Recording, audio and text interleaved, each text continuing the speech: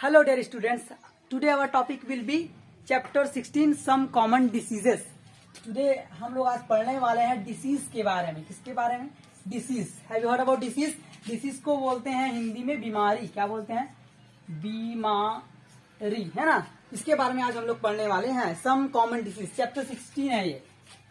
Chapter 16 some common diseases. ठीक है, सम common diseases ये पढ़ने वाले हैं आज हम लोग. चलिए देखते हैं. It is believed that there is a healthy mind in a healthy body. यह मानने योग्य बात है. इट इज बिलीव्ड दैट, यह मानने योग्य बात है कि there is a healthy mind in a healthy body. स्वस्थ शरीर में ही स्वस्थ दिमाग का विकास होता है. एक लाइन बोला जाता है ना, स्वस्थ शरीर में ही स्वस्थ दिमाग का विकास होता है. There is a healthy mind in a healthy body. ठीक है. You may have experienced that sometimes you doesn't feel like reading, writing, playing or even talking, even taking any food. देखिए कभी कभी आपने ऐसी स्थिति को फेस किया होगा जब आपको ना ही रीडिंग करना अच्छा लगता है, ना ही राइटिंग करना अच्छा लगता है, ना ही प्लेइंग करना, यहाँ तक कि इवन मतलब क्या होता है, यहाँ तक कि आपको खाना खाना भी अच्छा नहीं लगता. समझ में आ रहा है? कभी आपने ऐसी स्थिति फेस की होगी, है ना. Usually why does this happen? ऐसा क्यों होता है? आपको खेलने, चलिए पढ़ने लिखने का मन नहीं करता, समझ में आता है ना, लेकिन खेलने का, खाने का मन क्यों नहीं करता? ऐसा कभी आपके साथ हुआ है? तो देखते हैं वाई डज दिस हैपन. ऐसा क्यों होता है? Usually in a healthy person all physical, mental and chemical action goes on smoothly. Usually मतलब सामान्यतः अ हेल्दी पर्सन, एक स्वस्थ मनुष्य में all physical, mental and chemical action, physical शारीरिक, मानसिक और रासायनिक क्रियाएं, अंदर में केमिकल रिएक्शन चलते हैं. तो जो physical, mental and chemical actions हैं स्मूथली चलते हैं, आराम से चलते हैं. अगर आप कैसे हो, अगर आप हेल्दी पर्सन हो, तो अगर आपका तबियत हेल्थ ठीक है तो आपका physical, mental and chemical condition अच्छे रहेंगे. Any irregularities in this can be the cause of any disease in man. अगर कुछ इरेगुलरिटी हुआ, असामान्य घटना हुआ, तो आपका जो है बॉडी, मतलब आपका जो सिस्टम है फिजिकली एंड मेंटली और केमिकली सिस्टम थोड़ा ब्रेक हो जाता है और आप अनइजी फील करने लगते हो. इसी को बोलते हैं डिसीज. समझ आ रहा है? चलिए आगे चलते हैं. Some disease are such that when a healthy person comes in contact with an ill person. चलिए, तो we are reading about disease. क्या पढ़ रहे हैं? डिसीज पढ़ रहे हैं, बीमारी. क्या पढ़ रहे हैं? बीमारी. तो there are two kinds of disease. There are two kinds of disease. Disease क्या होता है आपको पता चल गया. when we feel bad, लिखो सीधा. when we feel bad, जब हम कैसा महसूस करते हैं? बुरा महसूस करते हैं. और when we feel bad और uneasy, कैसे फील करते हैं? uneasy, है ना, uneasy. when we feel bad और uneasy, तो वही तो हमारा डिसीज होता है, जब हमको बुरा फील होता है और अनइजी लगता है. जैसे कि आपका जो है फिजिकल, मेंटल और केमिकल प्रोसेस अच्छे से नहीं चल पाता, तो आपको डिसीज आता है. So we are reading about types of disease. क्या पढ़ने वाले हैं आप? Types of disease. Disease clear है? When we feel bad is called disease, लिख देना सीधा. ठीक है, तो डिसीज के टाइप पढ़ेंगे आप, टाइप्स ऑफ डिसीज. चलिए तो इसको मिटा देते हैं. देखिए आप लोग को पता होगा टाइप्स ऑफ डिसीजेस, है ना, रोगों के प्रकार, बीमारियों के प्रकार. ठीक है, तो आपको भी पता होगा कि there are two kinds of disease. How many kinds of disease? There are two kinds of disease. एक होता है कम्युनिकेबल. क्या होता है? Communicable disease. या दूसरा होता है नॉन कम्युनिकेबल. क्या होता है? Non communicable. Communicable disease. एक होता है कम्युनिकेबल डिसीज और दूसरा आपका होता है नॉन कम्युनिकेबल डिसीज. ठीक है, तो डिसीज तो पता चल गया. अब इसको समझते हैं कि कम्युनिकेबल क्या है, नॉन कम्युनिकेबल क्या है. तो कम्युनिकेशन का मतलब आपको अगर हिंदी में पता होगा तो संचार होता है, संचरण करना. क्या होता है? संचरण करना मतलब एक जगह से दूसरे जगह जाना, गति करना. सीधा समझ रहे हो? जाना. कम्युनिकेशन मतलब वार्तालाप करते हैं, बातचीत करते हैं. कम्युनिकेशन संचार है ना, तो ये संचरण है. और नॉन कम्युनिकेशन मतलब बातचीत बंद. इसको शाब्दिक समझो ना, वर्ड ऐसे समझो. नॉन कम्युनिकेशन मतलब बातचीत बंद. तो इसमें संचरण होगा. क्या संचरण मतलब ये एक जगह से दूसरी जगह जाएगा. क्या इसमें नॉन लिख दिया है, नॉन कम्युनिकेबल है तो नहीं जाएगा. संचरण नहीं, लिखो सीधा नो. ठीक है, नहीं होता इसमें संक्रमण, इधर उधर जाना बंद, ठीक है। तो इसको ऐसे समझ सकते हो, कम्युनिकेबल और नॉन कम्युनिकेबल। कम्युनिकेबल डिसीज वो होंगे, there are two types of diseases, तो आप लिख दोगे there are two types of diseases, first is communicable disease and second is non communicable disease. तो वे डिसीज जो हेल्दी पर्सन जब कांटेक्ट में आता है तो उस पे फैल जाएगा, उसको भी वो बीमारी हो जाएगा, उसको भी डिसीज हो जाएगा। जैसे कि क्या बोल रहा है, जब कोई हेल्दी मैन संपर्क में आता है, देखिए कम्युनिकेबल किसको बोलते हैं, नॉन कम्युनिकेबल किसको बोलते हैं। तो यहां पर बोला जा रहा है सम डिसीज आर सच, कुछ डिसीज ऐसे होते हैं, some disease are such that when a healthy person comes in contact, जब कोई हेल्दी पर्सन हमारे कांटेक्ट में आता है, हमारे संपर्क में आता है, come in contact with an ill person, एक आपका हेल्दी पर्सन है HP, एक आपका इल पर्सन है IB, समझ सकते हो। ये इल बीमार पर्सन है और आपका हेल्दी पर्सन अच्छा वाला। तो जब ये हेल्दी पर्सन इस इल पर्सन के कांटेक्ट में आता है, समझ में आ रहा है, तो जब ये हेल्दी पर्सन इसके कांटेक्ट में आता है इल पर्सन के, तो उसको भी वो बीमारी हो जाता है। तो ऐसी बीमारी को बोलते हैं कम्युनिकेबल डिसीज, जो एक से दूसरे इंसान में फैल जाए उसको बोलते हैं कम्युनिकेबल डिसीज। अब समझ आ गया, कुछ बीमारियां जब कोई कांटेक्ट में आता है तो उसको भी हो जाता है ना। जो रोगी होगा, डिसीज वाला इल व्यक्ति, उसके संपर्क में आएगा, कांटेक्ट में आएगा, तो उसको भी हो जाएगा, ये है कम्युनिकेबल डिसीज। और जब भी आपको अंतर पढ़ाया जाए, ठीक है, पर्सन हेल्दी पर्सन बिकम्स इल, हेल्दी पर्सन भी इल हो जाता है, उसको बोलते हैं कम्युनिकेबल डिसीज। समझ आ रहा है। तो जब भी कोई आप इल पर्सन के कांटेक्ट में गए और आप हेल्दी पर्सन, आपको भी हो गया डिसीज, मतलब वो कौन सा डिसीज है, कम्युनिकेबल डिसीज है, एक जगह से दूसरी जगह जाने वाला डिसीज है, मतलब फैलने वाला डिसीज है। बात समझ में आ रहा है कि नहीं। चलिए, तो ये है कम्युनिकेबल डिसीज, जो फैल जाता है, और ये फैल रहा है, कम्युनिकेबल है। नॉन कम्युनिकेबल नहीं फैलेगा, नहीं फैलता, सीधा समझ रहा है, समझो पहले माइंड में, एक फैलता दूसरे नहीं फैलेगा। जब भी दो चीज को ऐसे कैटेगराइज किया जाता है तो पता है ना आपको, एक लंबा होता है तो दूसरा छोटा होता है ना, एक पतला होता है तो दूसरा मोटा होता है, एक काला होता है तो दूसरा गोरा होता है, मतलब एक का अपोजिट होता है। तो ये फैल रहा है, कम्युनिकेबल है। नॉन मतलब नहीं फैलने वाला, तो नहीं फैलने वाला होगा, ठीक है। तो ये बीमारियां वो होती है कम्युनिकेबल, जो एक जगह से एक व्यक्ति से दूसरे व्यक्ति में फैल जाती है, और नॉन कम्युनिकेबल वो होती हैं जो एक व्यक्ति से दूसरे व्यक्ति में नहीं फैलती है। ये आपको क्लियर हो गया। चलिए आगे बढ़ते हैं। तो मैं दोनों को बता दिया, there are two kinds of diseases, communicable and non communicable. Communicable जो फैलती है, नॉन कम्युनिकेबल जो नहीं फैलती है दूसरे व्यक्ति में। सच डिसीज आर कॉल्ड कम्युनिकेबल और कॉन्टाजियस डिसीज, इसी को बोलते हैं कॉन्टाजियस। ये जो कम्युनिकेबल है, जो फैलती है, इसी को बोलते हैं कॉन्टाजियस। क्या बोलते हैं, कॉन्टाजियस। क्या बोलते हैं, कॉन्टाजियस बोलते हैं इसको। और बट ऑल डिसीज, लेकिन सभी बीमारियां, but all disease are not contagious, लेकिन सभी बीमारियां कॉन्टाजियस कम्युनिकेबल नहीं होती हैं।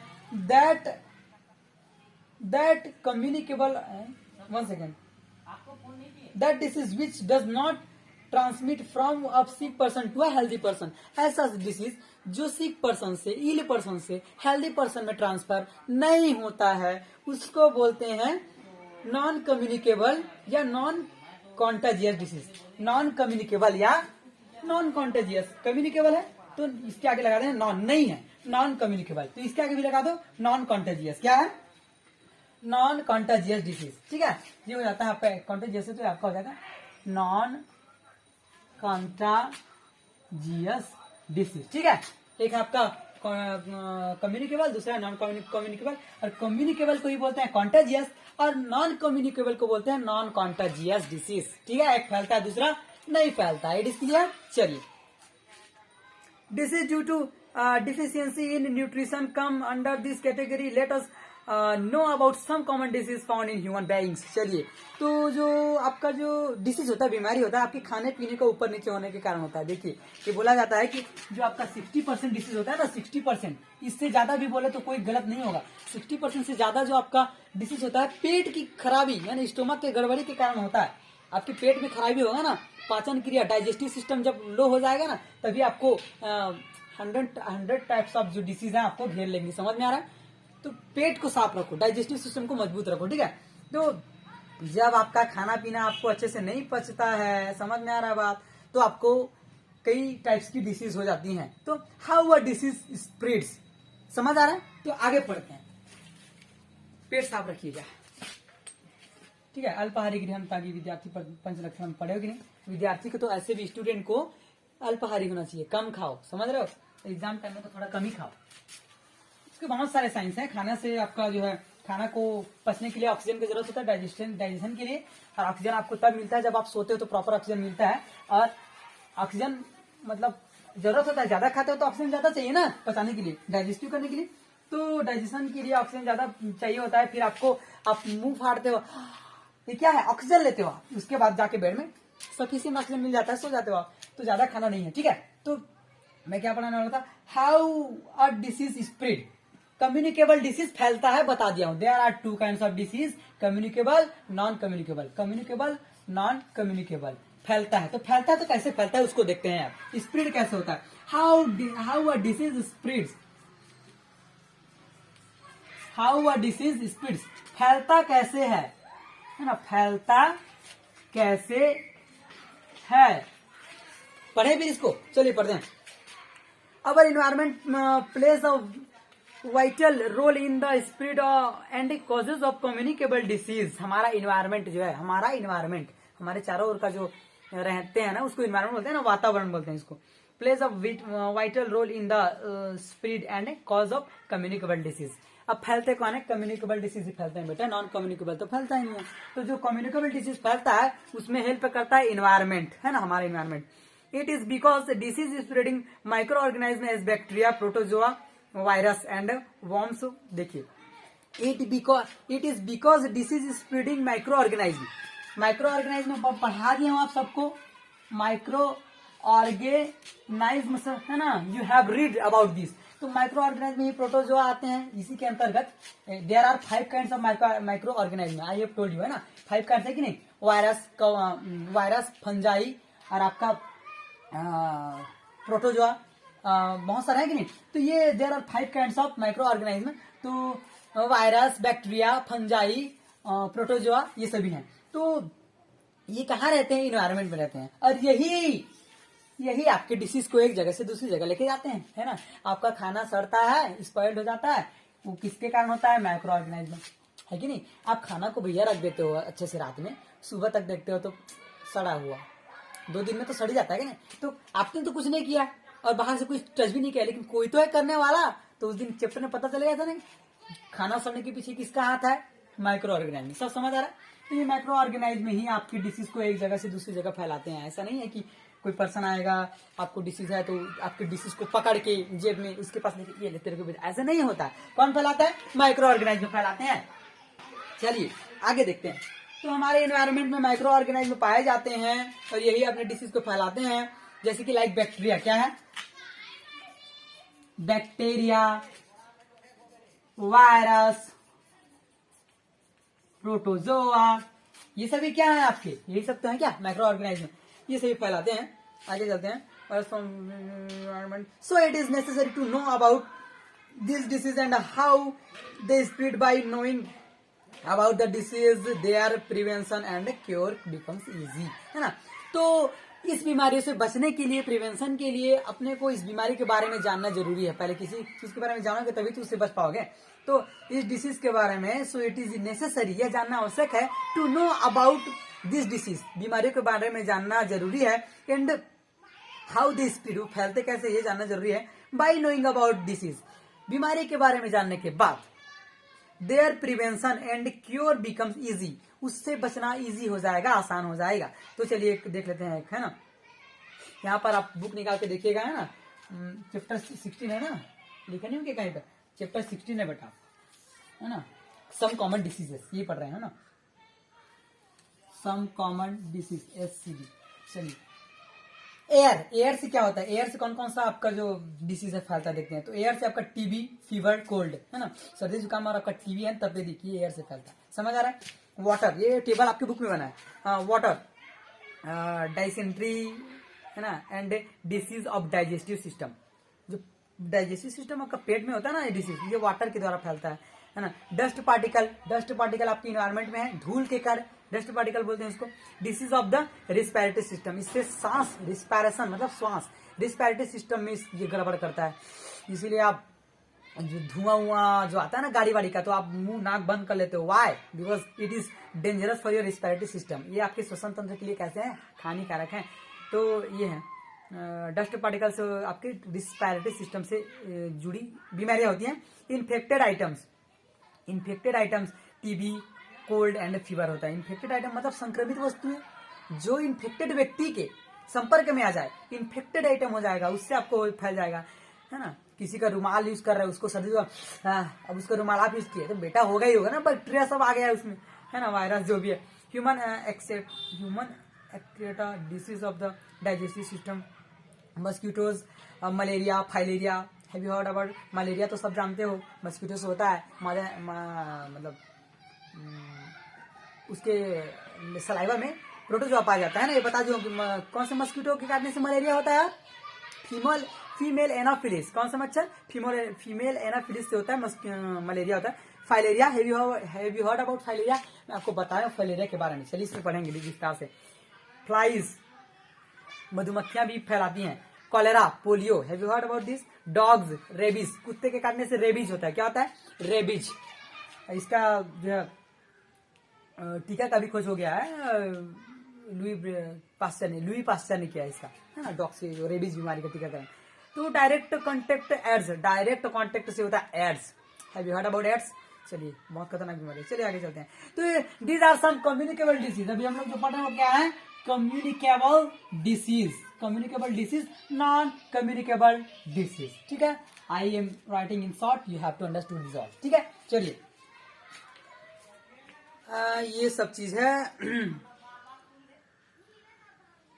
तो ये है, इसको आपको you have to make in your copy. Air से आपका टीबी, फीवर एंड कोल्ड होता है। वाटर से आपका क्या होता है? डस्ट पार्टिकल से आपका क्या होता है? रिस्पिरेटरी सिस्टम से संबंधित। ये डॉग से क्या होता है? रेबीज का डायरेक्ट कॉन्टेक्ट से होता है आपका एड्स। इस सबको आपको आपके कॉपी में बनाना है ना, and you have to send in the WhatsApp group. अब चलते हैं। दिस इज ये तो मैं पढ़ा चुका हूँ। I have been dust particles. तो there are two kinds of disease. पहला है कम्युनिकेबल डिसीज, जो फैल जाता है एक व्यक्ति से दूसरे व्यक्ति में, from one person to another. तो इसका जो कम्युनिकेबल डिसीज हम लोग पढ़ने वाले हैं, कम्युनिकेबल डिसीज। अब सबको मिटा दो, क्या पढ़ने वाले हैं? Communicable disease. अब जितने भी डिसीज पढ़ेंगे वे सभी कम्युनिकेबल होंगे, बातचीत करने लायक होंगे। समझ में आ रहा है? Communicable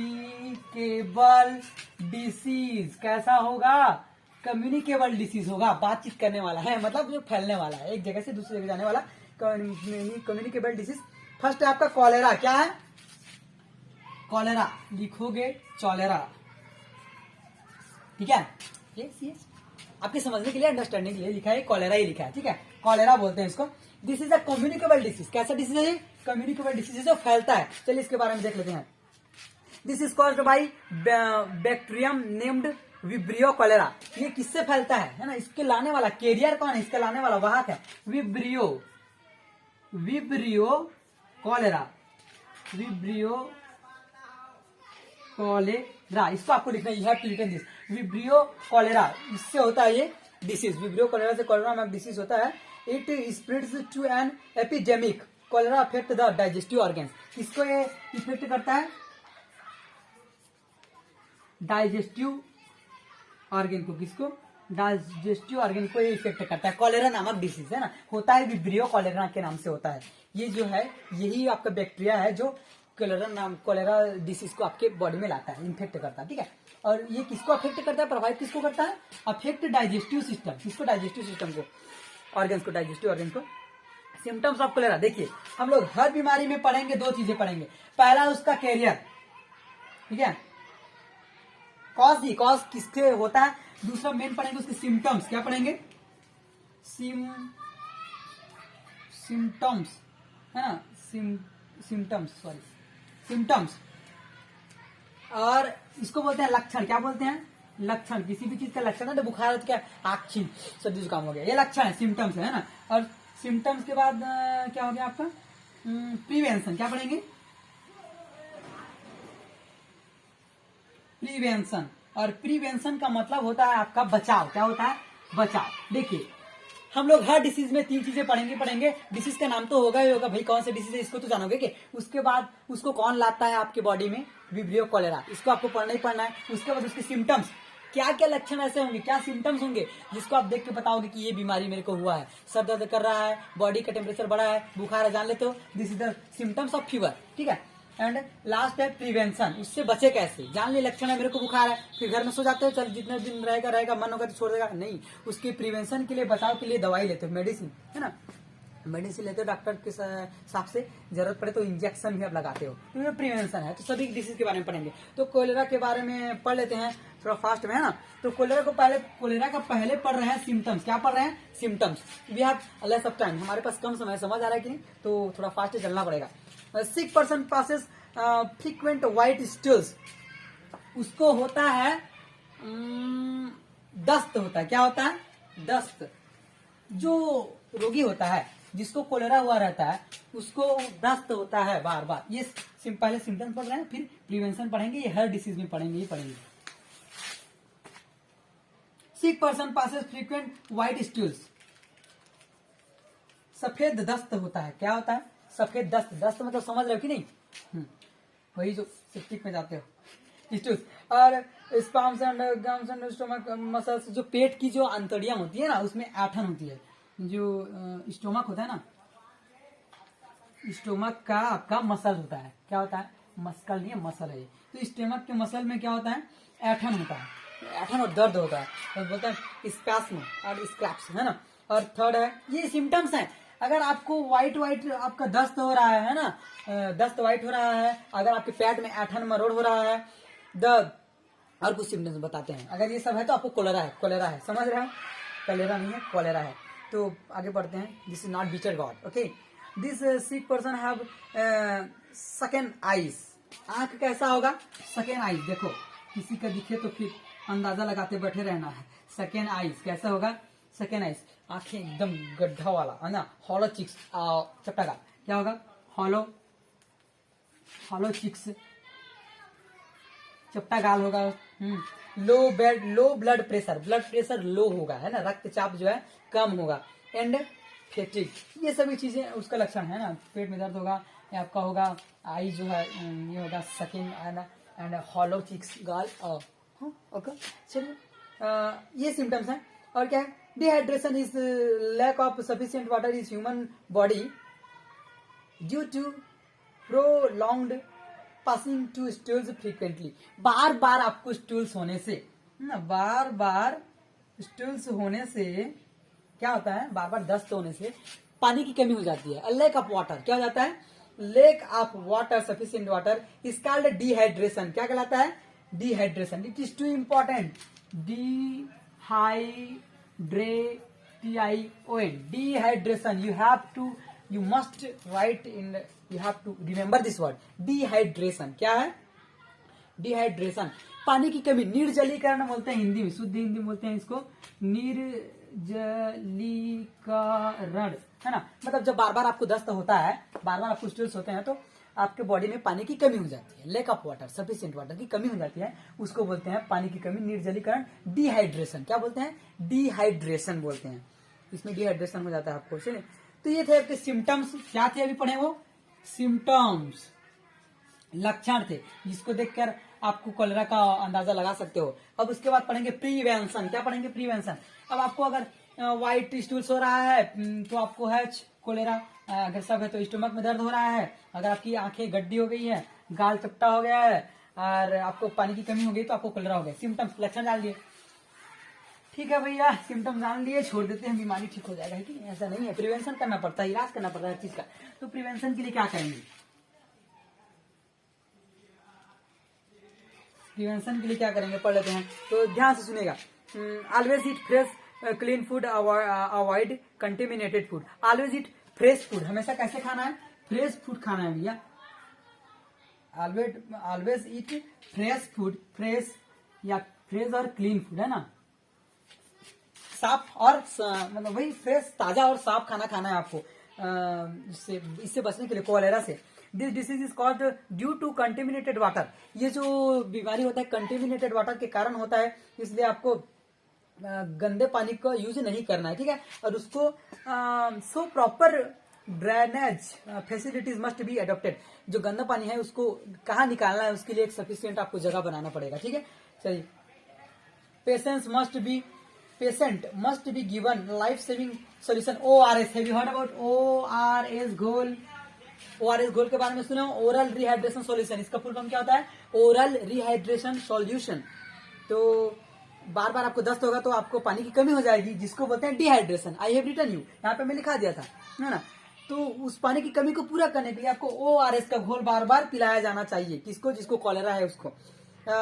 cholera anti vaccine must be taken for this prevention, its effect remains for 6 month. वो कोरोना के लिए, कोरोना बोलता हूँ, सॉरी कॉलेरा है ना, कोरोना चल रहा है तो कोरोना आ गया। कॉलेरा के लिए आपको वैक्सीन लगाना है। क्या लगाना है? वैक्सीन लगाना है, जिसका जो इफेक्ट होगा 6 मंथ के लिए होगा। कितने मंथ के लिए होगा? 6 मंथ के लिए होगा इसका असर वैक्सीन का, है ना। 6 मंथ के लिए, है ना, वैक्सीन, ठीक है। तो you can make life saving solution. तो मैं ये जो ORS लिखाया हूं, तो ये समझ आ गया कि नहीं? ये कॉलेरा है। कॉलेरा होता है विब्रियो कॉलेरा नामक बैक्टीरिया से होता है, वीगन से। एंड इसके सिम्टम्स हैं, मैं लिखा चुका हूँ। उसके बाद ये प्रिवेंशन है, कैसे बचेंगे? फ्रेश फूड खाना है, ORS घोल पीना है, गंदा पानी को यूज नहीं करना, you have not use contaminated water. And चलिए चलते हैं, तो ORS के बारे में थोड़ा सा देख लेते हैं। ये खत्म, कॉलेरा खत्म, ठीक है। कॉलेरा के सिम्टम्स और प्रिवेंशन, बच जाएंगे उससे ये सब करके, ठीक है। अब ORS के बारे में थोड़ा सा देखते हैं। चलिए, ORS क्या है? ORS is oral rehydration solution. It is the full form of ORS। थोड़ा सा पढ़ लेते हैं। ORS, oral rehydration solution. क्या है? Oral rehydration solution. Oral TION, oral rehydration solution. Oral rehydration solution, ORS का फुल फॉर्म है। अब इसको आप घर में भी बना सकते हो, ठीक है। You can make life saving solution. इसको लाइफ सेविंग सोल्यूशन भी बोलते हैं। क्या? लाइफ सेविंग सोल्यूशन, ठीक है। इसको बोलते हैं लाइफ सेविंग सोल्यूशन, भी इसको बोलते हैं। इसको आप घर में बना सकते हो। तो ORS बनाने के लिए, ठीक है, ORS बनाने के लिए आपको क्या क्या चीजें मैंडेटरी होती है, तो ये देखिए। ORS के लिए आपको क्या लेना है? देखिए, for making life saving solution, life saving solution या ओरल रिहाइड्रेशन सोल्यूशन इसी को बोलते हैं। या देखो, और लिखा भी है, और oral rehydration solution ORS take about 200 ml। 200 ml क्या लेना है? 200 ml पानी लेना है, cup of water in a bowl and boil it for 5 minute. तो इसको बॉयल करना है, उबालना है। क्या करना है? Boil for 5 minute. कितने मिनट के लिए? 5 मिनट के लिए उबाल देना है। उसके बाद let it cool down at room temperature, कमरे के तापमान में, सामान्य तापमान में उसको ठंडा कर देना है। और उसमें आपको क्या क्या चीजें मिलाना है? देखिए, सैल्ट, क्या मिलाना है? सैल्ट मिला देना है, plus sugar. Salt sodium chloride बोलते हैं जिसको, और शुगर, शक्कर जी, शुगर, ठीक है। इसको मिला देना है, शुगर, स्वीट और properly if available, and half a piece of lemon juice. अच्छा, अगर आपके पास नींबू हो ना, लेमन जूस। क्या मिलाना है? Lemon juice. क्या क्या चीजें देखो, 200 ml वाटर, वो भी बॉयल वाला, उबला वाला, सैल्ट, नमक, शुगर, आपका शक्कर, और लेमन